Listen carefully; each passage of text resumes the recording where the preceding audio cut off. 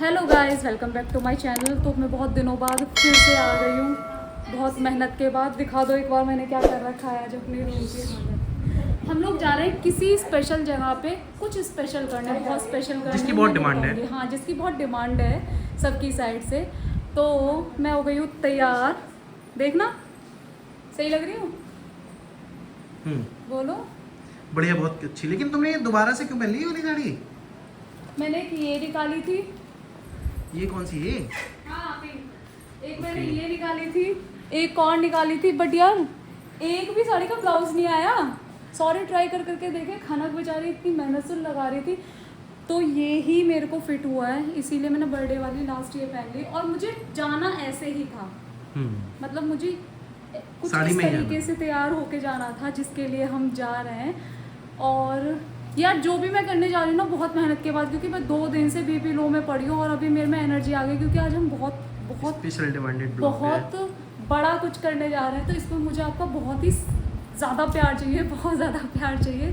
तो मिलते हैं अपनी लोकेशन पे, या बीच में भी मिल सकते हैं। और हाँ, ये भी तो दिखा दूँ यार, पापा बर्थडे का गिफ्ट नहीं है वैसे, मैंने पापा से कुछ मंगाया था, पता नहीं है वो ये या कुछ और है। पापा मेरे लिए लाए ये गिफ्ट, वो पैक दे करा गए। के? यस, अब मैं देख लेती हूँ इसमें क्या है। जहाँ तक मुझे लग रहा है जो मैंने मंगाया वही होगा। ये वो नहीं है। ये तो लड्डू है। हाँ, मोटू चूर मैंने के। पापा से मंगाया था पेठा, क्योंकि आजकल मेरा मीठा खाने का बहुत मन करता है। खाना खाने के बाद रात को 1-1 2-2 बजे मुझे मीठा खाने की लत लग गई है थोड़ी। पर थैंक यू पापा इसके लिए भी। अब पहले मैं भगवान जी को भोग लगा के फिर उसके बाद चखती हूँ ये। लाओ, मैं तुम्हें दिखाऊँ एक बार, तुम कैसे लग रहे हो। हाँ। तो शर्मा जी हेलो भी हो गाइस, तो गए हैं कैसे हैं आप सब तैयार। लोग? आशा है आप सब लोग बहुत अच्छे होंगे। हाँ, मिलते हैं हम हमारी लोकेशन पे। लो, मैं पे। तुम्हारा पूरा लुक दिखा देती हूँ एक बार। मैं तो फॉर्मली और पहनता सुनो, एक कमेंट आया था, मैंने पढ़ा था, उसमें किसी का कमेंट था कि जीजू बहुत अच्छे हैं, वो तुम्हारी बहुत केयर करते हैं, अगर उनका कोई छोटा भाई हो। हूँ। मेरा कोई छोटा भाई नहीं है, मैं अकेला हूँ। इसीलिए तो मैं शादी की है। अकेले राज करूँगी। नहीं यार, ये बात नहीं थी, बस ये मुझे पसंद है इसलिए। कोई होगा अगर इनके जैसा, हम ढूंढ के फिर बताते हैं तुम्हें, हैं। उसका कमेंट सेव कर लेना। सेव कर लेंगे, उन्हें बता देंगे उनके लिए एक लड़का ढूंढना है हमें, Right. बढ़िया सा तुम्हारे जैसा। कोई मेरे जैसी लड़की नहीं मांगता यार, मेरे में इतनी खराबी है क्या। नहीं नहीं, कुछ तो है मेरे में, कोई कभी नहीं कहता दीदी अच्छी है। बहुत सब जल्दी गुड न्यूज़ जीजू आने वाली है बहुत ना। केयरिंग है। ये मुझे या तो केयर दिखानी नहीं आती, मैं केयर करती हूँ वैसे बहुत ज़्यादा, पर कोई बात नहीं। तो फाइनली गाइस, हम लोग आ गए हमारी वो वाली लोकेशन पर, और वो वाला शूट करने जिसकी बहुत डिमांड थी, बहुत डिमांड थी। और मैं भी चाह रही थी कि यार ये हम ये कर दें जल्दी से जल्दी, क्योंकि क्वेश्चंस सिर्फ इसी पे आते थे। तो When you are sharing your love story, Yes. Love story से शुरू होता था। हर कोई हमारी लव स्टोरी को सुनना चाहता है, तो इसलिए हमने मतलब सोचा ब्लॉग कि कोई भी होता था उसमें क्वेश्चन लव स्टोरी का ही होता था। और फिर हमने क्योंकि बोला भी था कि हम 100K के बाद ये देंगे, तो आज फाइनली वो रात आई है। ये नहीं सही कह बात सकते दिन आया है, वो आज रात आ गई है, जो हम अपनी लव स्टोरी आपसे शेयर करने यहाँ आ गए हैं। कहाँ से शुरू करना है, कैसे करना है, वो सब आपको टेंशन लेने की जरूरत नहीं है, वो सब मैं संभालूंगा। हाँ। मैं आपसे क्वेश्चन पूछूंगा, आपको बारी बारी जवाब देना है बस। Okay, okay. तो सबसे पहला क्वेश्चन तो यही है कि लव स्टोरी स्टार्ट कैसे हुई। सबसे बेसिक क्वेश्चन जो हर कोई पूछ रहा है, हर कोई वेट कर रहा है कि भाई क्या हुआ। 6 महीने से हर किसी के कमेंट आ रहे हैं, इंस्टाग्राम पे कमेंट्स आ रहे हैं, डीएम तक आ रहे हैं लोगों के कि बताओ बताओ बताओ। तो आप अब ये चीज बताओ। लव स्टोरी तो जब भी एक लड़के को एक लड़की मिलती है हम्म, वहीं से स्टार्ट हो जाती है, अगर उसको वो पसंद आ गई तो। ये सबका सेम रहता है। हाँ। मतलब मिलना, जैसे एक लड़की और एक लड़का मिले तो वहाँ मतलब उन दोनों के बीच में अगर अंडरस्टैंडिंग सही रही तो सब बिल्कुल। कुछ, हाँ। बाकी आगे चीजें कैसे लव हुई, स्टोरी क्या स्टार्ट कब हुई हुआ, आपका कहना है? स्टार्ट हुआ, मैं बताइए। बताऊं। मैं पढ़ाती थी स्कूल में, और खनक थी मेरी स्टूडेंट। तो सब कुछ बहुत अच्छा चल रहा था। पहले कोई नहीं था लाइफ में, बड़ी मस्त लाइफ थी। अभी मस्त है यार, मैं मजाक कर रही हूँ। तो एक दिन मतलब खनक की हो गई तबीयत बहुत ज्यादा खराब, और स्कूल में पेरेंट्स का नंबर होता ही है, तो था शर्मा जी का नंबर मेरे पास। मैंने कॉल किया कि सर, पहले हम सर और मैम करके बात करते थे, कि सर आपकी जो भांजी हैं, उनकी तबीयत खराब हो गई और आप प्लीज आ जाइए। मतलब तबीयत भी इतनी खराब थी कि उनकी तो हो रही थी, मेरी भी हो गई देख के, इतनी तबीयत खराब हुई। और मैंने इन्हें 15 मिनट में शायद ही 10 से 15 कॉल किए थे, आप आ जाइए प्लीज आ जाइए। हाँ, वो बहुत ज्यादा इनकी तबीयत खराब हुई, तो ये आए वहाँ, बिल्कुल। खनक को देखा, सब कुछ ठीक हुआ। और एक कमाल की बात मैं इसमें ये बस ये जोड़ना चाहूंगी कि ये लेने आए थे खनक को, ठीक है, और क्योंकि पता नहीं यार, मतलब मेरी क्लास को मुझसे बहुत ज्यादा प्यार था या जो भी था, खनक ने इनके साथ जाने से मना कर दिया। मैं घर नहीं जाऊंगी, मैं यहीं रहूंगी मैम के पास, ऐसा कुछ हुआ था। उसके बाद क्या हुआ, कैसे हुआ, मतलब सेम डे पे क्या हुआ, ये शर्मा जी, क्योंकि मैं भैया, बहुत बताओ बोल जाती आपकी हूँ। तरफ से आखिरकार कैसे कैसे स्टार्ट मेरी बिल्कुल हालत खराब हो गई थी, तब इनका फोन आ रहा था। 10 से 15 बार उसी टाइम पे फोन आ गया था। मेरे को लगा क्या इतनी तगड़ी कोई बीमारी हो गई है कि जिसके लिए इतनी जल्दी जल्दी फोन करिए मेरे को। मैं तुरंत गाड़ी उठाई और सीधे स्कूल पे पहुंच गया। स्कूल पे जाने के बाद देखा मेरे को खनक को सांस नहीं आ रही थी। आपको थोड़ी बहुत उम्मीद थी कि हाँ भाई इस मोमेंट के बाद से मेरी पूरी लाइफ चेंज हो जाएगी? उस टाइम पे कुछ है ही नहीं ऐसा, कोई मतलब नहीं, ना ही मैं इनको ज्यादा कभी जानता जानता भी नहीं था। लेकिन उस टाइम पे जब मैं गया, मैंने खनक को देखा, खनक को सांस नहीं आ रही थी। सांस क्यों नहीं आ रही थी? क्योंकि मैं पहली बार देखा कि एक 6th क्लास की बच्ची को एंजाइटी का शिकार हो जाना, एंजाइटी डिसऑर्डर की बीमारी निकली थी जब हम लोगों ने टेस्ट कराया। इसे घबराहट हो रही थी, तो मैंने इससे कहा लंबे लंबे गहरे गहरे सांस लो। मैंने कैसे हैंडल किया था ये बताएंगे बाकी तो। मतलब हम पूरा पूरा स्कूल वहाँ पूरा लगा स्कूल। हुआ था, इवन प्रिंसिपल सर वगैरह सब, इतनी इनकी तबीयत खराब हुई।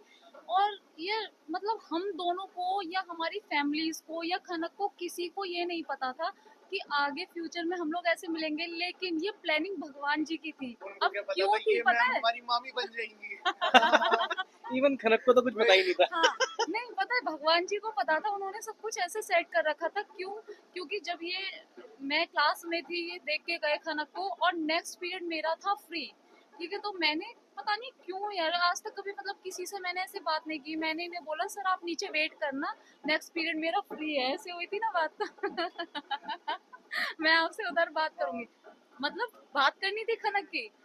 और सर भी बड़े कमाल के निकले, नीचे वेट कर रहे थे। भैया फिर मैं आपको क्या गई। लगा कि हाँ भाई अब आपको पहली बार देखते ही भाभी को कैसा लगा? कैसा क्या लगा? मैं तो एक मैडम की तरह बात कर रहा था।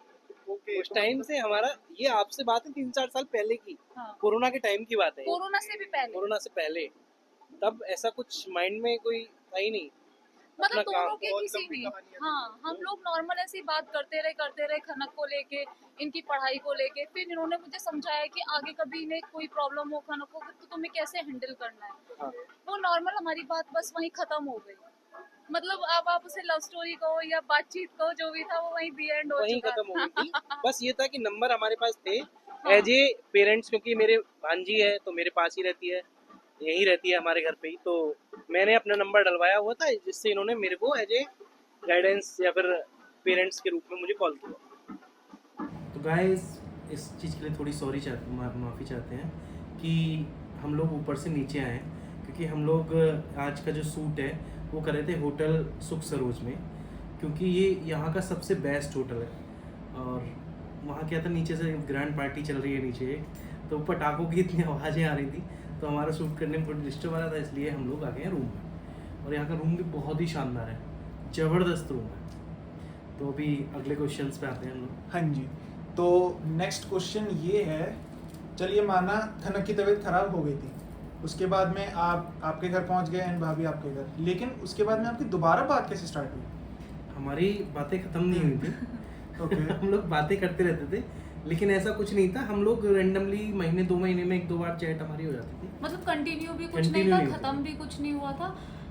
खनक के शुरू ही नहीं रिगार्डिंग हुआ था तो खत्म क्या होता है, ऐसा कुछ था ही नहीं। मतलब बातें खत्म नहीं हुई थी ना हाँ। हमारी, और लगातार चल भी नहीं रही थी वो, कभी 15 दिन में 20 दिन में तो खनक के रिगार्डिंग बात होती रहती थी। कभी सर मुझे कॉल करते या मैसेज करते, कभी मैम सर को करती, तो मैम वो और सब सर ही होता था उस हाँ, वो टाइम सब पे। चलता था।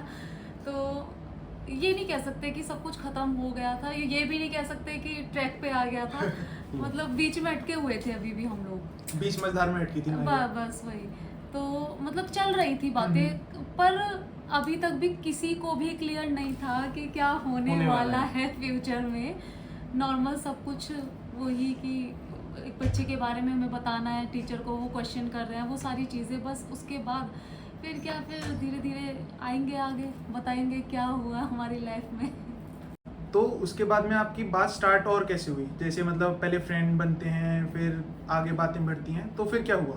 हम लोग फ्रेंड नहीं बने थे। बाद में आके बने थे। बहुत बाद में आके बने। तो मतलब तब तक बस सर मैम वाली बात चल रही थी। हाँ, सब बंदी हो गई थी बीच में, तो बिल्कुल बंदी। बीच में बिल्कुल ये बोल सकते हैं कि फुल स्टॉप लग गया था, क्योंकि मैं स्कूल में क्योंकि पढ़ा रही थी उस टाइम पे, बहुत ज़्यादा बर्डन था चीज़ों का, मैं मेरा वो भी कर रही स्टार्टअप थी। ग्रोइंग स्टेज पे था। ये तो अपने बिजनेस में लग रहे थे, तो हम दोनों ने मतलब एक दूसरे को टाइम देना ख़त्म ही कर दिया था बिल्कुल, मतलब टाइम था ही नहीं यार। बिल्कुल स्कूल से आते बिजी हो जाते, सेम इनका था, तो वहाँ पे चीज़ें बिल्कुल ख़त्म सी हो गई थी, और लग भी नहीं रहा था कि कुछ ख़त्म हुआ है, क्योंकि कुछ स्टार्ट ही नहीं हुआ था।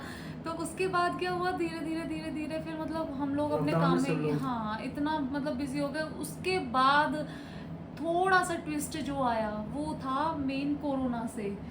जब कोरोना आ गया तो उसके बाद क्या हुआ कि ये तो घर ही आ गए थे आप ना, मैं घर आ गया। हाँ, वो बिजनेस में मतलब इतनी सारी चीज़ें हो नहीं रही थी कुछ भी, और हम लोग भी अगर स्कूल से पढ़ा रहे थे, ऑनलाइन क्लासेस ले रहे थे, तो फ्री रहते थे, वैसे पीरियड वाइज वैसा कुछ चल नहीं रहा था इतना सही। और फिर मैंने घर से क्लासेस ली बच्चों की ऑनलाइन, अब हम दोनों फ्री थे, यहाँ से हमारी बातें फिर से स्टार्ट हुई धीरे धीरे तो जाके। उससे पहले सबसे पहले किसने वो मतलब बात स्टार्ट करी, आपने या फिर भैया ने? इन्होंने मैंने मैसेज किया था। तो मतलब डरते डरते आपने मैसेज करा कि चलो आज दिल की नहीं, बात। डरते डरते नहीं, पहले भी बातें होती थी, फुल स्टॉप हो गया था, काम में Okay. बिजी हो गए थे, कोई मतलब नहीं था। लेकिन बाद में जब फ्री हो गए, हम्म, जब तब, मतलब हाँ। तब मैंने फिर एक बार मैसेज किया, हेलो मैम। फिर पता है क्या होता है, फिर इंसान जब फ्री होता है तो उसे फिर कुछ ना कुछ ऐसा ढूंढता है कि यार कहीं पे हो। और कोरोना में क्योंकि कुछ भी तो था ही नहीं करने को, पूरे टाइम में तो न्यूज़ देखनी थी या फोन देखना लेकिन था। सच में ऐसा नहीं पता था कि शादी हो जाएगी। हाँ, ये नहीं पता था। तो अगर हम लोग कभी फोन पे आते थे दोनों ही, मतलब तब तक भी कॉलिंग वाला कोई सीन नहीं था, मैसेज वाला ही था सब कुछ। और अगर फ़ोन कभी चलाते थे तो हम दोनों आपस में बात करते थोड़ी बहुत, घर के हालचाल लेते, आपके घर में सब ठीक है, आपकी गली में क्या हुआ, क्योंकि उस टाइम पे तो ये रहता ना, तुम्हारे यहाँ पे कोई पेशेंट निकला क्या? सही बात है। ये वाली बातें चलती ऊपर से थी। मैं भी कोरोना पॉजिटिव हो गया था एक टाइम पे। हाँ, ये भी पॉजिटिव आए थे। जब मैं मेरे घर में सिलवासा सब से आया ठीक था, उसके बाद में बहुत समय बाद मैं कोरोना पॉजिटिव हो गया। तो Okay. कोरोना में वापस से हमारी जो रेलगाड़ी थी वो थोड़ी सी ट्रैक पे आनी स्टार्ट हुई। वहाँ से थोड़ा सा कह सकते हैं वो लव स्टोरी शायद यू टर्न लेना। तो मतलब एक तरीके से कह सकते हैं कि कोरोना का भी इस लव स्टोरी में रोल रहा है कुछ हाँ ना। यार, बहुत रहा है। खनक और कोरोना ये दो ही थे खनक और कोरोना, ओके ओके। जिन्होंने हमें मिलाया। बिल्कुल। तो वहाँ से फिर हम मतलब थोड़ा, क्योंकि सबसे free बड़ी बात है, इंसान। खनक का मेजर हाँ। रोल है, खनक को कुछ पता नहीं। पता ये नहीं? हाँ, ये सबसे बड़ी बात है कि अगर तुम किसी की वजह से मिले हो और सोचो उसी इंसान को ये पता नहीं है कि ये जो भी है इंसान वो मेरे घर में आने वाला है। खनक ही उस फैमिली में एक ऐसी मेंबर थी जिन्हें ये नहीं पता था कि मेरी मैम ही मामी बनने जा रही है। ये तो खैर बहुत बात की बात है, ये मैं बताऊंगी कैसे उन्हें पता उनको चला। तो सुनते ही क्या शॉक हो हुआ। गया होगा अरे कि यार अब घर पे भी डांट पड़ेगी, स्कूल में डांट मतलब पड़ती थी। मैंने आज तक कभी किसी बच्चे को मारा नहीं, कुछ भी नहीं किया, बड़े प्यार से मैंने पढ़ाया। मेरी क्लास बहुत ही मतलब पॉजिटिव वाइब्स लेके आती थी मेरे पीरियड में, और मैं भी वैसे ही जाती थी। पर खनक बहुत कम बोलती थी, तो कहीं ना कहीं उन्होंने ये ज़रूर सोचा होगा कि यार इसे तो मैं यहीं झेल रही थी, अब ये घर में भी मिलेगी तो पता नहीं कैसे ही होगा। फिर वो कोरोना का टाइम इतना सारा हमें मिला, इतना सारा, तो हम दोनों ने बात करते करते एक दूसरे की पसंद नापसंद थोड़ी लेनी स्टार्ट कर दी कि क्या पसंद है, किस चीज़ में इंटरेस्ट है, आगे क्या करना चाहते हो, तुम्हारे गोल्स क्या हैं, इन सब पे हमारी थोड़ी बात हुई एक दूसरे को लेके। तो मतलब हम लोग शायद लव स्टोरी इनका वाले, ब्लॉगिंग का कोई मतलब नहीं था, अरे दूर यार ये दूर तो तक। बिल्कुल, वो ये तो अभी आगे शादी आएंगे, तक वो भी नहीं क्वेश्चन था। भी हैं, अभी और भी क्वेश्चन हैं। आप अभी हाँ। केवल इसी का जवाब दीजिए। हाँ हाँ, तो बस मतलब मैं यही था कि फिर हमारी गोल की बातें बातें। थोड़ी, हाँ, मतलब गोल्स पे जाने लगे हम लोग कि भाई तुम्हें इन फ्यूचर क्या करना है, कैसे करना है। तो मुझे एक चीज़ बड़ी अच्छी लगी, मतलब मोस्टली ऐसे होता है, अब नहीं होता पर होता था कि लोग ये कहते थे अरे शादी अगर तुम, पहले तो इन्होंने मुझसे पूछा कि शादी वादी का कोई इरादा, मतलब इनसे नहीं किसी से भी। तो मैंने कहा मैं चाहती हूँ कि मेरे पास पहले अच्छी जॉब हो, मैं उसके बाद कुछ करूँ। तो इन्होंने मुझे मतलब समझाया और कि हाँ तुम्हारे पास पहले अच्छी जॉब होनी चाहिए, उसके बाद तुम कुछ करना। तो मुझे लगा, मैंने कहा मेरा तो कोई प्लान ही नहीं था उस टाइम पे, मैं समझता भी नहीं था कि इंटरकास्ट मैरिज हो जाएगी। तो यार मेरे घर में भी नहीं था ऐसा, तो सच्ची में मतलब मैं तो सोचती भी नहीं थी कि कभी कभी लव मैरिज होगी मेरी, मतलब ये तो सोचना भी बहुत दूर की बात है, पर वो ये बस भगवान ने लिख रखी थी। चमत्कार, चमत्कार हुआ है। सीरियसली चमत्कार हुआ है।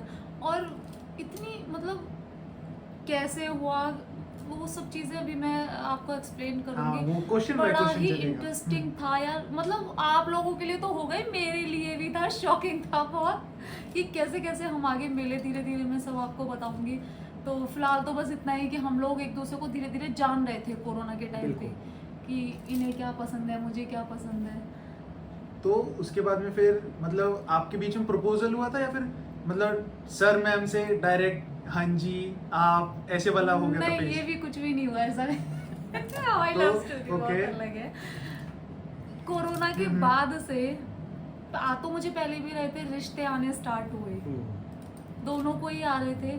इन्होंने तो शायद अपने घर में मना भी किया था कि मैं शादी ही नहीं करूंगा। ये मेरा तो मतलब कोई प्लान ही नहीं था यार हाँ। वैसे। नहीं, मेरा प्लान था। एक सेकंड वो सब चीजें कट करके आपका भी प्लान मतलब ये वाला माइंडसेट कैसे बना आपका कि बिल्कुल शादी नहीं करनी? मेरे लक्ष्य कुछ अलग थे ना। मुझे मतलब लगता goals था के रतन टाटा लिए। ने इतनी ग्रोथ की है, उन्होंने शादी नहीं की, और बस था मन में कि शादी नहीं करनी है, कुछ अपने अच्छे काम करने नहीं यार, हैं। मुझे तो शादी करनी थी, मुझे तो मतलब बट मैं पहले सोचता था ना, मैंने बहुत समय संगठन में भी काम किया, विद्यार्थी परिषद में काम किया आरएसएस और आरएसएस में काम किया था, तो एक माइंडसेट हो जाता है कि चलो कहीं ना कहीं किसी ना किसी क्षेत्र में कर लेंगे। थोड़ा पॉलिटिकल इंटरेस्ट भी था, तो पॉलिटिक्स में भी काफ़ी अच्छे ठीक ठाक संपर्क। तो इन्होंने सोचा बाहरी राजनीति ठीक है, घर में नहीं होनी चाहिए है, हाँ। इसलिए मैं शादी नहीं करता हूँ। नहीं, मुझे तो यार शादी करनी थी, क्योंकि एक होता है ना, लड़की एक सपने देखती है कि यार वो दुल्हन बनेगी, ये करेगी, मेरे अंदर सब कुछ था। तो मुझे तो शादी करनी थी। लहंगा अब- पहनना था। हाँ यार, हाँ। मतलब वो कहते हैं ना 50,000 का लहंगा, 1 लाख का लहंगा, सही वो बात। वाली चीज़ है। मेरे तो सब सेट था कि शादी तो होनी ही है, बट रिश्ता आया जब मेरे लिए, तब मैं तैयार नहीं थी, सच में तैयार नहीं थी, क्योंकि यहाँ से सेट होना पड़ता है ना यार शादी के लिए, वो चीज़ें नहीं हो रही थी। पर फिर भी जब माँ पापा ने कहा कि लड़का अच्छा है, कहते हैं यार घर वाले, और अच्छा भी था, मैं किसी को क्यों ही खराब कहूँ, तो चले गए हम मिलने लड़के से। ओके ओके, मतलब फिर उसके बाद वहाँ पे बात हाँ। नहीं बनी थी। बात क्या नहीं बनी, ऐसा कुछ नहीं था। हम्म। मतलब ये पहला रिश्ता था, पहला मतलब इनसे मिलने के बाद जो पहला रिश्ता आया, ओके। हम लोग गए वहाँ, बातचीत हुई, मोस्टली सब कुछ सेट भी था, भाई उनके घर भी गए, वहाँ से कुछ चीज़ें हुई जो नहीं सेट बैठी होंगी, तो वहाँ से रिश्ता हट गया। मैं खुश थी, बस मेरे पापा को दुख था वो वाला रिश्ता हटने का, कि वो लड़का गवर्नमेंट जॉब पे है और ये और वो ऐसे करके, या पेरेंट्स को होता है कि उनकी बेटी बहुत अच्छी जगह जाए, कोई बात नहीं। फिर फुल स्टॉप लगा, फिर मुझे सुकून मिला, मैंने कहा चलो अभी ये वाली टेंशन ख़त्म हो गई है। उसके बाद आया दूसरा रिश्ता, और यहाँ से सब हो गया पलटवार शुरू। कैसे, जैसे मतलब वो जैसे रिश्ता आया, हम लोग उधर बात करने गए, सब पसंद भी हो गया, मैं भी पसंद हो गई, उधर से भी मतलब वो दूसरी वाली पार्टी में भी सब चीज़ ठीक होने लगी। तो उन्हें थोड़ा जल्दी थी हर चीज़ की, जल्दी मतलब कि जल्दी शादी कर लो, जल्दी सगाई कर लो, ये कर लो। अब मेरी पूरी फैमिली नहीं मिली थी, मामी Okay. वगैरह मेरे सब, वैसे मामी आई थी, हम्म। लेकिन ना मामा जी, ना लखन, ना मेरे भाई, ये सब मिल नहीं पाए थे उनसे, तो हमने उनसे थोड़ा टाइम मांगा। अब वो थोड़ा टाइम मुझे नहीं पता था कि नसीब। वो कभी आएगा ही नहीं यार। ये सही बात कही हाँ। आपने, नसीब की। सच में। हाँ, मतलब वो नसीब हमें हटा ये रहा था वहाँ किस्मत से। दोनों की जो लिखी हुई है वही होना था। सही बात। बस कितने सारे रिश्ते, मैं खुद बताऊं कि 2-3 रिश्ते हमारे मैंने खुद रिजेक्ट किए। ऐसा एक तो मामा जी थे, बिल्कुल खास ही थे, वो लेके आए थे, बट मनी नहीं था उस टाइम पे। लेकिन श्वेता जी से बात करते पता नहीं कैसे हुआ। मैंने ही प्रपोज किया था इन्हें वैसे तो। हाँ, तो Okay. मोस्टली बॉयज ही करते हैं यार। नहीं ये तो है क्या। मैं इनसे पूछता था, मैंने कहा तुम्हें कैसे लड़का चाहिए, हाँ, ये मतलब ओके ये ओके। मैंने कहा मैं ढूंढ देता हूँ। नहीं, इन्होंने पता है क्या किया, इन्होंने कहा कि मैम आप शादी वादी का क्या सीन है आपके, मैंने कहा करनी है बट अभी ऐसा कुछ है नहीं। तो मैंने कहा आपके लिए एक रिश्ता आएगा, ऐसे ही बोला था बिल्कुल, आपके लिए एक रिश्ता आएगा और लड़के का अपना बिजनेस है, ये है वो है। बहुत घुमा फिरा के जब मुझे बातें बोली गई तो यार आ जाती है अंदर खुद से ही। तो मुझे लगा, मैंने कहा यार ये लड़का अपनी बात कर रहा है, कोई और है नहीं। पर Nice, ये फिर अच्छा था। देखो तब तक भी मतलब ऐसा कुछ नहीं था कि हम लोग शादी वाली बात कर रहे हैं। हम लोग हाँ, लेकिन एक उस टाइम पे दूसरे- दोनों बोलते थे, मैं कहता था इससे कि मैंने कि मेरा टारगेट इस साल का 1 करोड़ का रेवेन्यू करने का है। हाँ। ये कहती थी अच्छा इतनी हाय माया क्यों कर रहे हो, ये क्यों कर रहे हो। मैंने कहा अब कुछ नहीं करना जीवन में, तो बिजनेस ही करना है, तो इसको सही अच्छे बात से है। करें। तो मेरे इनको गोल्स पहले से पता थे कि हम लोग एक हाई रेवेन्यू कंपनी बनाना चाहते हैं। तब और फिर देखो मैं उसी में लगा रहता था। ये बोलती थी तुम बहुत अनरोमांटिक हो। ये है वो मैं अब भी कहती दिक्कत हूँ। क्या है कि जब आदमी अपने आप सेल्फ अपने आप को स्थापित कर रहा होता है ना, तो उसे सारे काम करने पड़ते हैं। वो एक सिंगल मैन आर्मी होता है कुछ साल तक, करीब करीब 3 4 5 साल आपका स्ट्रगल ऐसा रहेगा कि आपको ही ठेकेदारी जैसा होती है ना, कि आपको लेबर भी मेंटेन करनी है, आपको ऑर्डर भी उठाने हैं, आपको पेमेंट भी लेके आनी है, आपको हर चीज़ वो करनी है जो उस काम से रिलेटेड है। आपको वेबसाइट भी मेंटेन करनी है, सही बात है। आपको वो हर चीज़ करनी पड़ेगी जिसके लिए आप काम कर रहे हो, जिससे आपकी रेवेन्यू बढ़ेगी। हम 12 लाख रुपए के रेवेन्यू से 1 करोड़ के रेवेन्यू पहुंच रहे थे उसी टाइम में। 3 साल के अंदर अंदर हम लोग 1 1.5 करोड़ का रेवेन्यू कर रहे थे, और बिल्कुल सिंगल बेस पे, कोई सहारा नहीं, कुछ नहीं, 0 रुपये से इन्वेस्टमेंट स्टार्ट किया, कोई पैसा नहीं, 2-2.5 लाख रुपए से बिजनेस शुरू किया था, और उसी को हम आगे एक्सपेंड कर रहे थे। तो ज़्यादा टाइम नहीं मिल पाता था इनसे कि इतनी ज़्यादा बातें करूँ। रात को हमारी बात लेकिन रात को हमारी होती थी। हाँ, मतलब लेट नाइट भी नहीं कह सकते बट हो जाती थी। अब पता है क्या हो रहा था कि रिश्ता मुझे भी आया, इन्हें भी आया, तो हम दो अभी तक भी क्लियर नहीं था कि हम आपस में कुछ ऐसी बात करने वाले हैं या फ्यूचर में कुछ होने वाला है। तो हम दोनों एक दूसरे से शेयर करते थे पर सारी चीज़ें। मैंने बताती थी कि मुझे ऐसा रिश्ता आया है, वो लड़का ऐसा था, उसने, क्योंकि एक लड़की को अच्छे से जानती है और एक लड़का एक लड़के को अच्छे से जान सकता है। तो मुझे ये लगता था, मैंने कहा शेयर करने से शायद मुझे कुछ मिल जाए उधर से। तो मैंने सब कुछ बताती थी कि उसने मुझे ये क्वेश्चन पूछा, हम लोगों की ऐसे बात हुई, और मतलब आगे मुझे पढ़ाना है नहीं पढ़ाना है, जॉब करानी है नहीं करानी, कैसी सारी चीज़ें मैं शेयर करती। तो मुझे उधर से पॉजिटिव वाइब्स आती थी, मतलब कि ये मुझे समझाते थे कि अगर उसने ये किया है तो उसके दिमाग में ये होगा। मतलब स्टार्टिंग से ही हमारे भैया बहुत अंडरस्टैंडिंग थे। हाँ, ओके। तो मुझे फिर और अच्छा लगने लगा कि चलो कोई मुझे समझने वाला और कोई मुझे समझाने वाला भी मिल रहा है। क्योंकि इससे पहले क्या हुआ था कि सब कुछ खुद ही करना पड़ रहा था, समझना भी खुद ही है, करना भी खुद ही है, चाहे तो तुम वो नेगेटिव कर लो चाहे वो पॉजिटिव कर लो। तो और फिर जब इन्हें रिश्ते आए तो ये मुझे शेयर करते थे कि आज वहाँ से रिश्ता आया है, ऐसे बात हुई है, ये हुई है। तो मैं उन्हें लड़कियों के बारे में बताती थी कि मतलब कम से कम ऐसी तो होनी ही चाहिए। तो हम अब यहाँ से शेयरिंग स्टार्ट हो गई थी बातों की, ओके। एक दूसरे से। उसके बाद फिर आपने कहा कि आज तुम्हारे लिए एक रिश्ता आएगा, फिर बात आगे कैसे बढ़ी? मतलब भैया ने ये कहा था शादी से नेट 7 से 8 महीने पहले की बात है। और यार ओके। पता है सबसे बढ़िया बात, इन्होंने मुझे बोला कि तुम्हारे लिए एक रिश्ता आएगा, लड़का वैसे बहुत अच्छा है, तुम accept कर लेना, बिजनेस हाँ। है, नहीं ऐसे कुछ भी नहीं। और तो मैंने कहा बताओ ना कहाँ है वो, उसका अच्छा बिजनेस है। तो मैंने कहा उसे भी ट्राई कर लेते हैं, जब हर जगह हो ही रही है बात तो इसे भी देखते हैं। तो इन्होंने मुझे बोला अभी नहीं 1 साल लगेगी उसे आने में। तो मैं समझ Actually गई में क्या था थी। कि मैंने अपनी सिस्टर की शादी की थी। हाँ, तो सिस्टर की शादी का मतलब है कि आप कम से कम एक नॉर्मल शादी भी आज की डेट में करते हो तो 15 से 20 लाख रुपए में होती है। तो मैंने तो जब से 3-4 साल बिजनेस को हुए थे, हम लोग जितना भी ऐसे आपने 1 करोड़ का रेवेन्यू किया तो मैक्सिमम आपका 10% या 10 to 20% के बीच में आता है। 10-20 लाख रुपए आप सालाना कमाए। 10-20 लाख रुपए कमाने से आपके पास खर्चे इतने हैं, आपको पता है मेरे पास खर्चे बहुत होते थे कि घर लेना है, ये लेनी, ज़मीन ले के डाल दो, ये डाल दो। तो मेरे पास खुद ही मैं देख रहा था कि इतना सारा खर्चा हो रहा था। मेरे को लग रहा है शादी में करना है तो कम से कम 20 लाख रुपए हाथ में होने चाहिए। तो मैं इनसे बोलता था 1 साल अभी रुको, 1 साल में इतना कमा लेते हैं, फिर उसके बाद में शादी करेंगे। और अब देखो इस पे क्या हुआ। अब क्योंकि जब ये मेरे को रिश्ता आया तो मैं थोड़ी मतलब उन लोगों ने इतना वो किया मुझे, मतलब प्रेशर की जल्दी से जल्दी शादी कर लो। इवन वो तो मैं बताऊँ रिंग भी लेके आए थे। वो फर्स्ट टाइम मुझे देखना है तो मुझे रिंग दे के जाने वाले थे कि रिंग पहन लो। वो तो मामी सच में बहुत अच्छी है, मामी ने मुझे बचाया वहाँ पे। मामी ने कहा ऐसे हम अपनी लड़की से बिना पूछे मतलब कुछ भी नहीं करेंगे। और अभी तो इसके भाई मामा जी वगैरह सब मिलेंगे, आपका बिल्कुल। घर देखेंगे, सब चीज़ देखनी भी पड़ती है यार। सही बात है। मेरी शादी तो में मुझे मामी याद का- है वो था 2 जून, हम्म। मामी मुझे अपने साथ ले गई नोएडा। अब वहाँ हम लोगों की बात चलती रही धीरे धीरे। तो मेरी कज़न मैंने बताया नहीं किसी को भी, जबकि कीर्ति से मैं कभी कुछ नहीं छिपाती, कुछ भी नहीं। तो वो फ़ोन से समझ जाती थी, कहती यार तो इतना फ़ोन चलाती है, कोई है क्या? मैंने कहा नहीं, तब तक क्योंकि मुझे भी नहीं पता था कि कोई है या नहीं है। जब इन्होंने मुझे ये बोला कि रिश्ता आ जाएगा, लड़का अच्छा है, बिजनेस है, ये है वो है, ऐसे करके अब एक दिन मामी, मामा, मम्मी, पापा इन सब ने मुझे रूम में बुला लिया। अब ये देखो मतलब आज बताओ हमें क्या है। नहीं, ये भी नहीं, मतलब पता नहीं मैं खुद को बेवकूफ़ कहूँ या ज़्यादा इंटेलिजेंट कहूँ कि उसी की वजह से हम लोग मिल पाए।